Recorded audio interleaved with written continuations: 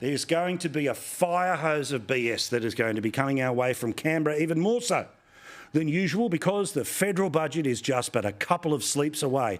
I know, who cares? But the reality is that it is being printed, it has been printed, it is in the possession of all of the people in Parliament House who need it. It'll be formally released to a whole bunch of reporters that get locked up so they get the government spin, and they all come out and, funnily enough, say exactly the same thing.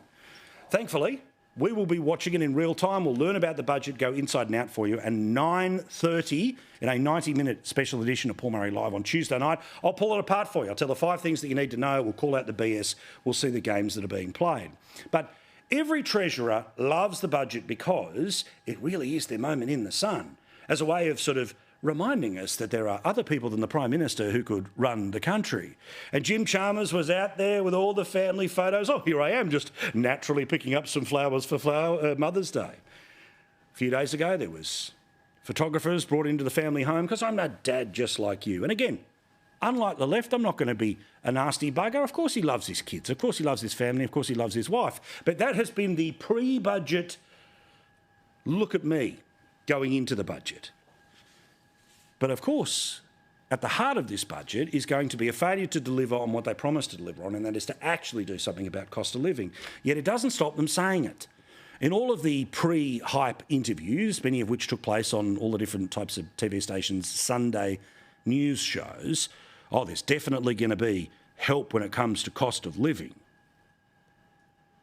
Cost of living really is the biggest priority in the budget. We know that you're under the pump, we know you're under pressure, and we're trying to help where we can in the most responsible way.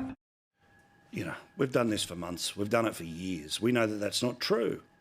Now, yes, this budget will formally put in place the changes to the Stage 3 tax cuts, which, remember, if you're earning just $45,000, it's $15 a week.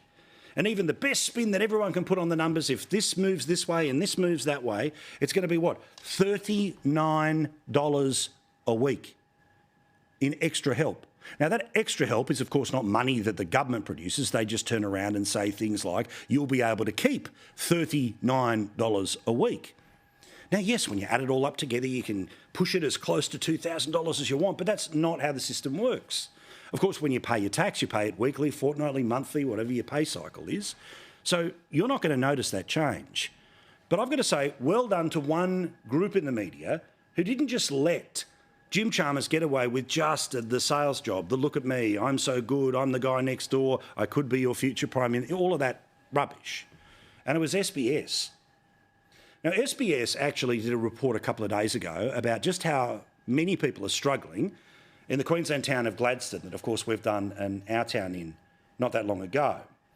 And Anna Henderson, who works for SBS, decided to play to the Treasurer some of the things that had been in that report. Now, this is part of it, and it is a bloke who now lives in a car near the river because his rent went up too high and he just could not afford it. Here he is, and this was what was shown to the Treasurer. The rent's gone from $180 a week to $320. Now, that doesn't sound like much, but $320 is pretty much my ceiling. People need to be able to breathe and think about more than just budgeting for every tiny little thing. So the Treasurer was shown what that bloke is going through. It's an example of the person we've talked about so many times for the most obvious of reasons, because not only do we care, but we also have to make sure that we send the message to the people who are watching us right now in their taxpayer-funded accommodation in Canberra, you've got to do something about it. You don't just yap about it, you've got to do something about it. Now, the Treasurer's response to that piece of footage was, of course, to point to the billions of dollars which will go into social housing over the next 10 years. But that bloke's living by a river tonight. But it was the following comments which, to me, showed how the Treasurer has no interest in actually doing something, because he may well have been shown a video of a classic car somebody was fixing up. There was no emotional response. This, in fact, is what he said. We would need to always do better, and we can do better. There will be billions of dollars in relief and assistance for people who are under the pump in addition to a tax cut for every taxpayer. That's it. Just sell. Not, I understand, I'm going to call that bloke, I'm going to work out what we can... None of that. It just was an inconvenient little bump on the road of self-promotion in the lead up to a budget, which will, of course, make everything look rosy. Everything that they give to you is, of course, largely done either with borrowed money or with higher taxation. But again, the details about the number of people who are looking to something from the government who will get nothing from the government and will not wake up any better. Now, they'll say, oh, there's a tax cut. There's $39 a week. Now, I understand when you're looking at that across the Australian population, it's billions and billions of dollars. But you've got to divide it by the number of people that are working and divide that by the 52 weeks, and you actually see how little it is. So while everyone will focus on the big number, I'm going to focus on the number that you will be doing in your head to work out whether anything has actually happened, whether the needle has moved at all. And people need it. My bombshell buddy, Liz Tilley, writing in the Courier Mail today, talks about how there's 1 million people in Queensland, 1 million households in Queensland that are in financial stress. Now, I've also been banging on for some time that this government is in a position to cut petrol taxes. It'd cost the exact same money about the changes they've made to make sure that some people won't have to pay slightly higher uni fees. $3 billion. He's going to have a surplus. And remember, if the surplus is anything over $3 billion, then he's got the room to move, but he won't move. In fact, he's even telling us on television he won't move on a tax that his government doubled since they came to office and now is 49 cents per litre. You know, we think there are other ways to provide that cost of living help, and we've got $107 billion in tax cuts flowing in the coming years from July already, and that will provide that average tax cut of $36 a week in addition to the other cost of living help that we are providing. No. Honestly, think about the bloke living by the river right now. The bloke living by the river in his car. If he uses his car, he needs to pay for it with petrol. The family that are dropping their kids off at childcare.